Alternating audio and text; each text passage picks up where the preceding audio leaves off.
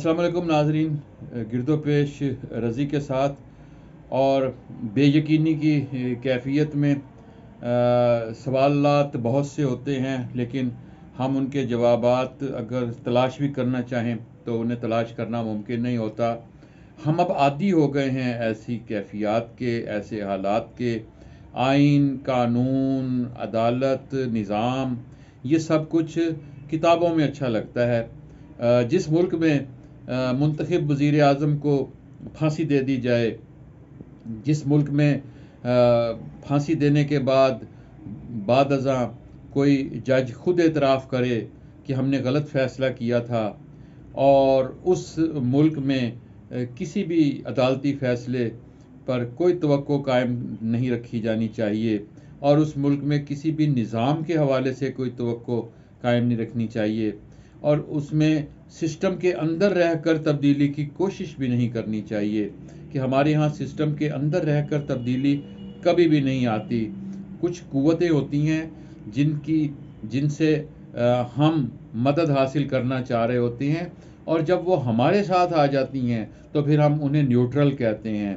एक भाग दौड़ थी जिसमें सब लगे हुए थे, और कसूर सिर्फ इतना था, मुंतखब लोगों के ख़िलाफ़ जिद्दोजहद करने वालों के दरमियान जो एक चीज़ें चल रही थीं, तो मुंतखब लोग जो थे, जैसे भी वो मुंतखब थे, उनका कसूर सिर्फ इतना था कि वो ये कह रहे थे कि हम एक पेज पर हैं। बाकी बातें, बाकी जो भी फ़ैसले हुए, जिस किस्म का रवैया अपनाया गया, जैसे हुक्मरानों ने चीज़ों को चलाया, वो एक अलग मामला। लेकिन मैंने पहले भी कहा था कि अगर हम फ़ौज की मुदाखलत बेनज़ीर वाले मामले में पसंद नहीं करते, नवाज़ शरीफ वाले मामले में पसंद नहीं करते, भुट्टो साहब वाले मामले में पसंद नहीं करते, तो फिर हमें इस मामले में फ़ौज की मुदाखलत क्यों अच्छी लग रही थी, और हम क्यों बेकरार हो रहे थे कि फ़ौज जो है वो अपना रोल प्ले करे, और ये कह रहे थे कि फ़ौज न्यूट्रल हो गई है। असल में मामला सिर्फ इतना है कि हमारे इदारे, रियासती इदारे जिसके साथ होते हैं, वो ये कह रहा होता है कि ये इदारा न्यूट्रल है, और बाकी लोग उसे जानिबदार कह रहे होते हैं। अब कल से अब तक चीज़ें बहुत आगे निकल चुकी हैं। सुप्रीम कोर्ट इन्हें पीछे करेगी या नहीं करेगी, ये मैं कुछ नहीं कह सकता, क्योंकि अभी जिस वक्त मैं आपसे बात कर रहा हूँ, इस वक्त अभी समाअत भी शुरू नहीं हुई। लेकिन बहुत सारी ऐसी मिसालें मौजूद हैं।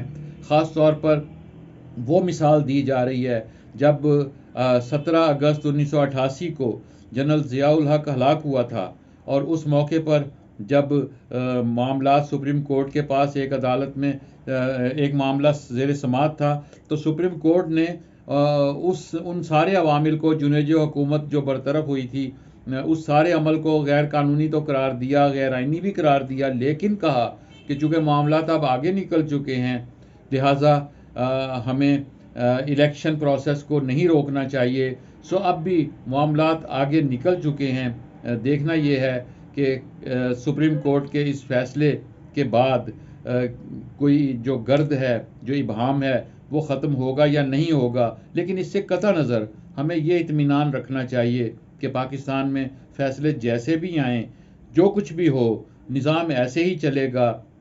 हम कोई कौम नहीं हैं, हम एक भेड़ चाल है, और भेड़ों का एक टोला है जिसे हाँक कर कोई कहीं ले जाता है, कोई कहीं ले जाता है, और उसी टोले में से कोई एक जब मसनद तक पहुंच जाता है तो हम कहते हैं कि ये हमारा मुंतखब नुमाइंदा है, ख्वाह वो मुंतखब होने के बावजूद गैर मुंतखब हो। नाज़रीन इकराम, गिरदो पेश रज़ी के साथ इस चैनल को सब्सक्राइब करें और बेल आइकन को क्लिक करें, और आपकी राय का मुझे इंतज़ार रहेगा। नई वीडियो के साथ मिलेंगे नए मौजू पर।